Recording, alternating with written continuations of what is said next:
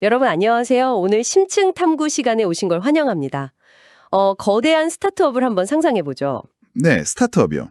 평생을 바쳐서 회사를 키웠고 그 피 튀기는 경쟁이랑 숱한 위기에서 다 살아남아서 마침내 내일 역사적인 상장, 그러니까 IPO를 딱 앞두고 있는 거예요. 와, 진짜 인생 최고의 업적을 달성하는 바로 그 순간이네요. 그렇죠.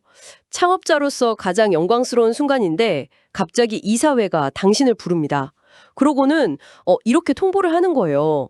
당신은 우리 회사를 지금까지 생존시킨 그 전시 상황의 CEO로는 훌륭했다. 네네, 전시 CEO. 하지만 이제 평화와 안정의 시기로 넘어가는 이 시점에는 당신에 맞지 않는다. 그러니까 당신의 그 가장 거대한 프로젝트에서 이제 손을 떼고 물러나십시오. 이렇게요. 아, 진짜 평생의 꽁이 가장 높은 권력의 정점에서 거절당하는 거잖아요. 심리적으로 완전히 무너져 내리기 쉬운 순간이죠. 맞아요. 엄청 화가 날 것 같은데요. 보통 절대적인 권력을 가진 리더라면 이 상황에서 뭐 격렬하게 분노하거나 아니면 권력에 집착하면서 그 이사회의 결정을 어떻게든 뒤집어 엎으려고 하겠죠. 그렇죠. 내가 이 조직을 어떻게 여기까지 끌고 왔는데 하면서 막 따지겠죠. 네, 자신의 그 지분이나 공로를 억지로라도 증명하려고 들 겁니다. 그런데 오늘 우리가 살펴볼 고대 문헌, 그 이스라엘의 기록인 역대상 28장을 들여다보면요. 이와 정확히 일치하는 상황에서 완전히 다른 선택을 한 리더를 만나게 됩니다. 네, 바로 이스라엘의 가장 위대한 왕으로 꼽히는 다윗이죠. 자, 한번 파헤쳐보죠. 오늘 이 시간은요, 단순한 고대 문헌 분석이 아닙니다. 평생을 바쳐 이룬 권력의 정점에서 자신이 가장 원했던 단 하나의 프로젝트를 거절당했을 때 리더는 과연 어떻게 반응해야 하는가? 아주 중요한 질문이죠. 그리고 자신이 이루지 못한 그 거대한 비전을 다음 세대에게 어떻게 물려주어야 하는가? 여기에 대한 완벽한 마스터 클래스를 저희가 탐구해 보려고 합니다. 네, 좋습니다. 상황을 좀 세팅해 볼게요. 이스라엘의 모든 지파 어른들, 그리고 군대 장관들, 고위 관료들의 용사들까지 한마디로 국가의 핵심 리더십이 예루살렘에 총소집된 엄청난 규모의 국정연설 현장입니다. 이 모임의 핵심 안건이 굉장히 중요하거든요. 국가의 영적인 그리고 물리적인 미래를 완전히 결정지을 거대한 건축 프로젝트, 바로 성전 건축이었습니다. 아, 성전 건축. 네, 다윗은 이 프로젝트를 처음 기획한 창시자였고요. 심지어 건축에 필요한 예산이나 최고급 자재, 그리고 부지까지 개인적으로 이미 다 준비를 해놓은 상태였어요. 와, 그러니까 진짜 모든 인프라가 그 다윗의 명령 하나면 딱 움직일 수 있는 완벽한 세팅이었던 거네요. 맞습니다. 완벽했죠. 그런데 정작 본인은 그 건물을 짓지 못합니다. 신으로부터 아주 명확하고 단호한 거절을 당했기 때문인데요. 그 이유가 굉장히 직설적이에요. 네, 기록에 보면 이렇게 나오죠. 너는 군인이라 피를 많이 흘렸으니 내 이름을 위하여 전을 건축하지 못하리라. 이 대목이 우리가 오프닝에서 얘기했던 그 전시 상황의 CEO 딜레마랑 완벽하게 겹치지 않나요? 아, 맞아요. 정확히 겹칩니다. 다윗의 통치 기간은 사실 쉼없는 전쟁의 연속이었거든요. 국가의 기틀을 다지고 영토를 확장하려면 필연적으로 폭력과 피를 동반해야만 했으니까요. 그렇죠. 험난한 시절을 이끌어야 했으니까요. 하지만 성전은 평화와 안식, 그리고 화해의 상징이어야 했습니다. 역할의 한계가 명확하게 선을 그은 거죠. 피 묻은 손으로는 평화의 상징을 지을 수 없다는 논리입니다. 여기서 정말 흥미로운 점은 사실 절대 권력자 입장에서 그것도 수많은 국가 고위직들이 다 모인 공개적인 자리잖아요. 네, 다들 지켜보고 있죠. 그런 자리에서 자신의 치부나 한계를 닭이 입으로 쿨하게 인정하기란 솔직히 쉽지 않은 일 아닙니까? 엄청나게 어렵죠. 보통은 숨기고 싶어 하잖아요. 네, 적당히 포장할 수도 있었을 텐데요. 아, 내가 요즘 국정이 너무 바빠서 성전 건축은 내 아들한테 넘긴다. 뭐 이런 식으로요. 그렇죠. 그런데 다윗은 그렇게 하지 않았습니다.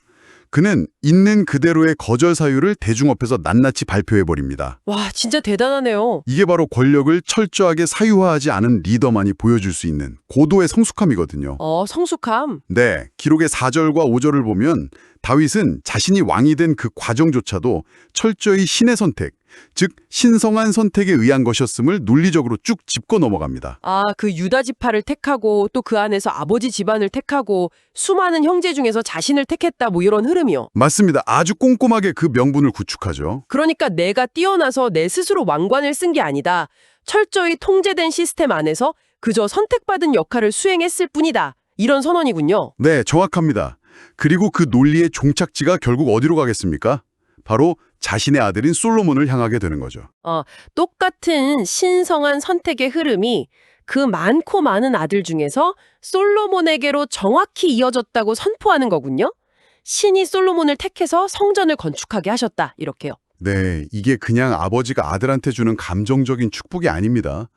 대단히 탁월하고 어떻게 보면 냉혹하기까지 한 정치적 결단이에요. 정치적 결단이요. 왜 그렇죠? 당시 다윗에게는 야심찬 아들들이 정말 많았거든요. 왕위 계승을 둘러싸고 피비린내 나는 권력 투쟁의 불씨가 늘 언제나 존재했습니다. 권력 다툼이 심했겠네요. 여기서 만약에 다윗이 내가 솔로몬을 가장 사랑하니까 내 후계자로 정했다. 이렇게 사적인 감정을 드러냈다면 어떻게 됐을까요? 반대파들이 벌떼처럼 일어났겠죠. 명분을 주는 거니까요. 맞습니다. 하지만 권력의 진짜 주인, 즉 신이 솔로몬을 지목했다고 공개적으로 딱 못 박아버림으로써 앞으로 일어날 수 있는 국가적 혼란을 사전에 완벽히 차단한 겁니다. 그러니까 개인적인 건축의 꿈을 내려놓는 뼈아픈 타협을 하는 대신에 국가 전체의 안정이라는 더 큰 그림을 선택한 거군요. 네, 훌륭한 리더십이죠. 자신이 짓지 못한다는 사실을 이렇게 이성적으로 받아들였다면 이제 남은 과제는 하나겠네요. 후계자인 솔로몬이 이 막중한 일을 반드시 제대로 해내도록 만드는 거예요. 맞습니다. 바통 터치가 중요하죠. 그런데 이 과정에서 다윗이 솔로몬에게 권위와 책임을 지워주는 방식을 보면요. 솔직히 심리적으로 숨이 턱 막힐 정도로 강렬합니다. 네, 분위기가 확 바뀌죠. 다윗은 그 온 이스라엘 회중이 지켜보는 가운데 먼저 신하들에게 선언합니다. 하나님의 모든 계명을 지켜라. 그래야 이 아름다운 땅을 후손에게 영원한 기업으로 남길 수 있다. 이렇게요. 그리고 찬청이 시선을 솔로몬에게로 돌리죠. 아주 극적인 순간입니다. 매우 사적이면서도 동시에 극도로 공개적인 당부가 막 쏟아지는데요. 내 아비의 하나님을 알고 온전한 마음과 기쁜 뜻으로 섬길지어다. 이렇게 말합니다. 네, 거기까지만 보면 그냥 왕위를 물려주는 아버지의 되게 따뜻한 조언 같아요. 그렇죠. 하지만 바로 이어지는 문장이 그 현장의 공기를 완전히 얼어붙게 만들어버립니다. 제가 한번 읽어볼게요. 하나님은 모든 사상을 아시나니 네가 찾으면 만날 것이요 버리면 영원히 버리시리라. 네, 영원히 버리시리라. 잠깐 멈춰서 우리 이 상황을 한번 상상해보죠. 수십 년 동안 산전수전 다 겪으며 살아남은 베테랑 군대 장관들, 그리고 머리가 희끗희끗한 고위 관료들이 막 눈에 불을 켜고 쳐다보고 있는 국가 최고회의 자리잖아요. 네, 어마어마한 압박감이 있는 자리죠. 거기서 절대 군주가 다음 왕이 될 아들한테 네가 룰을 어기면 영원히 버림받을 것이다.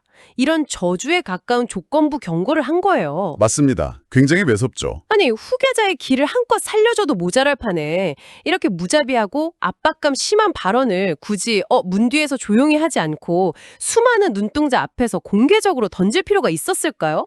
너무 가혹한 거 아닌가요? 여기서 흥미로운 부분은 바로 그 역설에 있습니다. 표면적으로는 후계자의 숨통을 확 조르는 아주 가혹한 압박처럼 읽히잖아요. 네, 원조 숨막히죠. 하지만 그 이면의 정치적 역학을 가만히 들여다보면 이것은 솔로몬이 아니라 그 자리에 모인 신하들을 향해서 쏘아올린 고도의 정치적 메시지입니다. 신하들을 향한 메시지라고요? 네, 생각해보세요. 베테랑 신하들의 눈에 솔로몬은 아직 너무 어리고 경험 없는 다윗이라는 거목에 비하면 한없이 불안하고 유약한 존재였을 겁니다. 당연히 속으로 과연 저 어린 왕이 우리를 통제할 수 있을까? 우리가 저 애송이의 명령을 과연 들어야 하나? 이런 의구심이나 묘한 권력욕이 막 맴돌았겠네요. 다윗은 정확히 그 틈새를 닫아버린 겁니다. 솔로몬 역시 나와 똑같이, 아니 어쩌면 나보다 더 엄격한 룰과 감찰 아래 놓여 있다. 이걸 선언한 거죠. 이 경고가 솔로몬이 앞으로 수행할 통치나 성전 건축이 다윗 가문의 사적인 비즈니스가 아니다. 맞습니다. 사적인 게 아니죠. 어린 왕의 치기 어린 장난이 아니라 철저히 초월적인 권위의 통제 아래서 진행되는 국가적 과업이다. 이걸 각인시키는 잠치였군요. 네, 바로 그겁니다. 역설적으로 이 무서운 선언은 솔로몬이 그 룰 안에서 이끌어갈 때 신하들 역시 새로운 왕에게 절대적으로 복종하고 협력해야 한다는 아주 강력한 정당성을 부여해 줍니다. 와, 진짜 소름 돋네요. 그러니까 내 아들이니까 적당히 좀 눈 감아달라는 게 아니다. 이 아이도 나처럼 원칙 어기면 끝장이다. 그러니 너희도 이 아이가 원칙을 지키며 나아갈 때는 절대적으로 신뢰하고 따르라. 네, 완벽한 해석입니다. 일종의 정치적 방패막이를 가장 날카로운 형태로 쳐준 셈이죠. 네, 방패막이. 게다가 거기에 더해서 외형적인 결과물, 즉 얼마나 화려한 건물을 짓느냐, 이것보다 온전한 마음과 기쁜 뜻이라는 내면의 동기를 더 무겁게 강조했다는 점도 정말 인상적이에요. 네, 신은 모든 사상을 아신다고 했으니까요. 건축물의 규모나 화려함이 리더십의 본질을 대변하지 않는다는 아주 날카로운 통찰이네요. 리더십의 내적 동기를 이토록 훌륭하게 세팅한 다윗이지만 여기서 참 흥미롭게도 대화의 스케일을 갑자기 마이크로 단위로 확 축소시켜버리는 순간이 찾아옵니다. 아, 그 부분 말이죠. 네, 방금 전까지 엄청나게 거시적인 비전을 제시하던 리더가 갑자기 믿을 수 없을 정도로 세밀하고 물리적인 디테일에 막 집착하기 시작하거든요. 네, 솔로몬한테 그 성전 건축의 식양, 즉 설계도를 쫙 넘겨주는 장면 말이죠. 저는 보면서 그 디테일이 좀 비정상적일 정도로 방대하다 싶었어요. 낭실, 곳간, 다락, 골방, 속죄소 뭐 이런 공간의 구조적 청사진은 완전 기본이고요. 건물의 구조로 절대 끝나지 않죠. 그 안에서 움직일 제사장과 레위 사람들의 업무 분장표까지 전부 짜서 넘겨줍니다.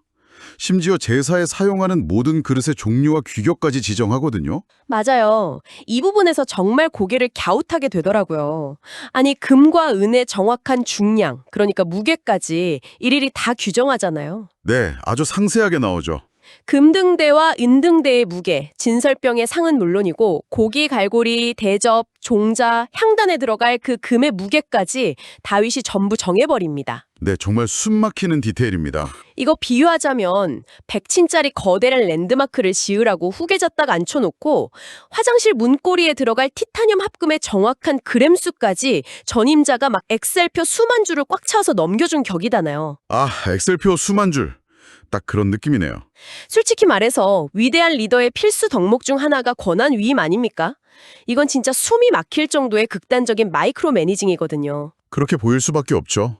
솔로몬을 성전 건축의 유일한 적임자라고 아까 앞에서 그토록 막 치켜 세워놓고선 정작 고기 갈고리 무게 하나까지 본인이 다 결정해버리면 대체 솔로몬이 주도적으로 판단하고 창의성을 발휘할 수 있는 영역이 과연 남아있기나 한 걸까요? 방금 말씀하신 것처럼 현대 경영학의 잣대로 보면 이건 창의성과 자율성을 완전히 말살하는, 모든 것을 통제하려는 강박적인 리더의 모습으로 보일 수밖에 없습니다. 네, 전형적인 꼰대 리더 같기도 하고요. 하지만 이걸 더 큰 관점에서 연결해보면 해석이 완전히 달라집니다. 솔로몬이 처한 상황의 특수성, 그리고 시대적 맥락을 고려해야 하거든요. 이 극단적인 디테일은 통제 욕구가 아니라 후계자가 짊어질 부담의 완벽한 경감으로 해석하는 것이 맞습니다. 부담을 경감시켜준다고요? 어떻게 그렇게 되죠? 솔로몬은 이런 전대미문의 대규모 국가 프로젝트를 단 한 번도 기획해 본 적이 없는 이제 막 굴력을 잡은 아주 어린 후계자입니다. 만약 다윗이 야, 네 감각을 믿으니 네 마음대로 한번 창의적으로 지어봐라 이러면서 권한위임이라는 명목하에 백지수표를 던져줬다면 과연 어떤 일이 벌어졌을까요? 아, 상상만 해도 끔찍하네요. 수많은 건축가들이랑 콧대 높은 장군들이 서로 자기 아이디어가 맞다면서 매일같이 싸웠겠네요. 당연하죠. 막 금동대에 금을 너무 많이 쓴 건 아니냐, 이건 예산 낭비다, 아니면 다윗왕 시절의 소박한 전통과는 전혀 맞지 않는다 등등 끊임없는 정치적 행정적 비판에 시달리느라 솔로몬은 아마 매일 밤 스트레스로 잠을 한숨도 못 잤을 겁니다. 바로 그겁니다. 다윗의 이 지독한 마이크로 매니징은 바로 그 모든 노이즈와 반발을 원천 봉쇄하는 아주 강력한 방어기제였던 거예요. 시행착오와 실패, 그리고 그로 인한 권력 누수의 확률을 그냥 제로로 만들어버린 거죠. 아, 딴지걸 틈을 안 준 거네요. 네, 결정적으로 19절에서 다윗은 이 방대하고 세밀한 설계도가 자신의 어떤 개인적인 취향이나 경험에서 나온 것이 아니라 여호와여 선인에게 임하여 그려 나로 알게 하신 것이다, 이렇게 선포합니다. 네, 그 선언 하나로 솔로몬은 무언가를 새롭게 창조하고 능력을 증명해야 하는 그 무거운 압박감에서 완전히 해방됩니다. 수많은 대신들과 건축가들 앞에서 왜 디자인을 이렇게 했냐, 왜 이 예산을 책정했냐 이런 공격을 받을 이유가 아예 사라지는 거죠. 와, 듣고 보니까 진짜 그러네요. 이미 완벽하게 검증되고 절대적인 권위가 부여된 도면을 오차없이 실행하기만 하면 되는 정치적으로 가장 안전한 위치에 서게 된 겁니다. 전임자가 후임자의 자율성을 뺏은 게 아니라 그가 절대 넘어지지 않도록 바닥에 가장 넓고 푹신한 안전망을 촘촘히 깔아준 거예요. 겉으로는 자율성을 억압한 것 같았지만 실제로는 실패할 자유조차 허락하지 않을 만큼 아주 극진하고 철저한 배려였군요. 네, 맞습니다. 그 고기갈고리 하나하나에 후계자가 겪을 그 불필요한 논쟁의 싹을 다 잘라주려는 전임자의 노력이 담겨 있었다고 생각하니까 그 숨막히는 디테일이 위대한 사랑으로까지 다가옵니다. 아주 적절한 표현이네요. 그렇다고 해도요. 왕위에 막 오른 솔로몬의 마음속 깊은 곳에는 엄청난 두려움이 분명 도사리고 있었을 겁니다. 아무리 설계도가 완벽해도 결국 그걸 현실의 거대한 건축물로 구현해내는 건 본인의 몫이니까요. 그렇죠. 실행의 압박감이 있죠. 다윗은 리더가 짊어져야 할 그 고독하고 떨리는 마음까지 정확히 꿰뚫어 봅니다. 20절과 21절에서 다윗은 솔로몬에게 이렇게 말하죠. 강하고 담대하게 이 일을 행하고 두려워 말며 놀라지 말라. 네, 성공적인 리더십 이양이 반드시 감정적이고 영적인 지지를 포함해야 한다는 것을 완벽히 보여주는 대목입니다. 영적인 지지요. 네, 다윗은 이 거대한 역사를 마칠 때까지 신이 절대 떠나지 않고 함께 하실 것이라는 영적 보증을 확실하게 덧붙여 주거든요. 하지만 다윗의 리더십이 진짜 탁월한 이유는 이런 정신적인 위로와 격려에서 멈추지 않는다는 데 있습니다. 맞아요. 사실 정신력만 막 강조하는 리더만큼 무책임한 사람도 없잖아요. 야, 할 수 있다. 넌 내 아들이니까 이겨낼 거다.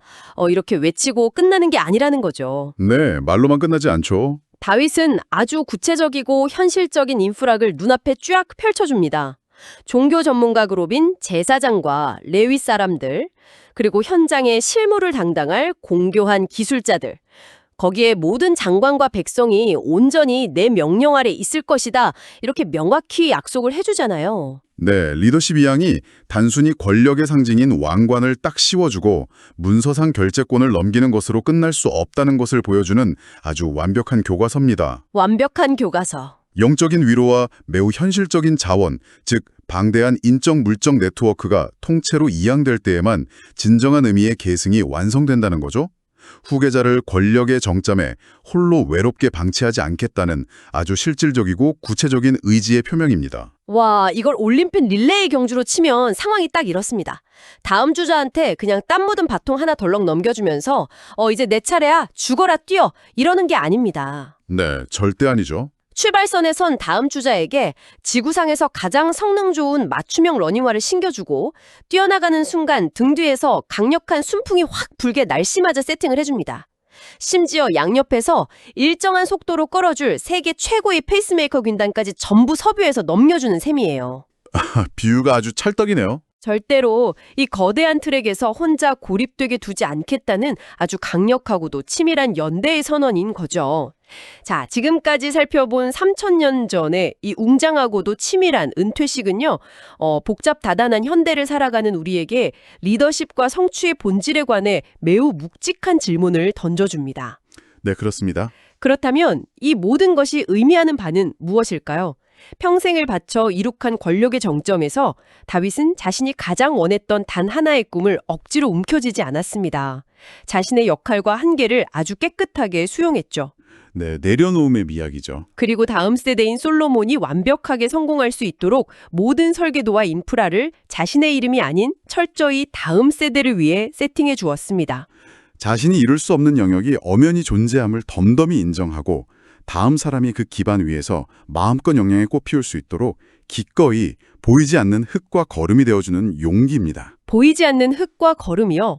네, 우리는 보통 훌륭한 리더라면 모든 프로젝트의 시작과 끝을 자신의 손으로 직접 다 완성하고 그 스포트라이트를 온전히 혼자 받아야 한다고 생각하잖아요. 하지만 진짜 위대한 리더십은 종종 무대 뒤편에 치밀한 준비 과정에서 완성된다는 것을 아주 여실히 보여줍니다. 여러분, 여러분이 속한 조직이나 가정 혹은 개인적인 삶의 궤적을 한번 천천히 돌아보시길 바랍니다. 우리는 무의식 중에 내가 기획하고 시작했으니 끝까지 내가 모든 것에 통제하고 완성해서 내 이름표를 번듯하게 붙여야만 한다. 이런 맹목적인 강박에 스스로를 갉아먹고 있지는 않습니까? 내가 아니면 안 된다는 그 집착이 어쩌면 나 자신과 내가 속한 조직의 다음 스텝을 망치고 있는 건 아닐까요? 한 번쯤 깊이 고민해 볼 문제죠. 역사는 보통 예루살렘의 그 거대하고 아름다운 성전을 최종적으로 완성한 건축가 솔로몬의 이름을 훨씬 더 크고 화려하게 기억합니다. 압도적인 시각적 결과물을 세상에 내놓은 주인공이니까요. 그렇죠. 건물을 지은 사람을 기억하니까요. 하지만 여러분, 여기서 시점을 조금 비틀어 볼 필요가 있습니다. 만약 우리의 인생의 가장 위대한 목적이 내 손으로 직접 화려한 건물을 지어 올려서 세상에 찬사를 받는 것이 아니라면 어떨까요? 찬사를 받는 게 아니라면요. 누군가의 찬란한 마스터피스가 역사에 무사히 등장할 수 있도록 묵묵히 보이지 않는 곳에서 기초를 단단히 다지고 가장 좋은 재료들을 모아두는 완벽한 준비자가 되는 것.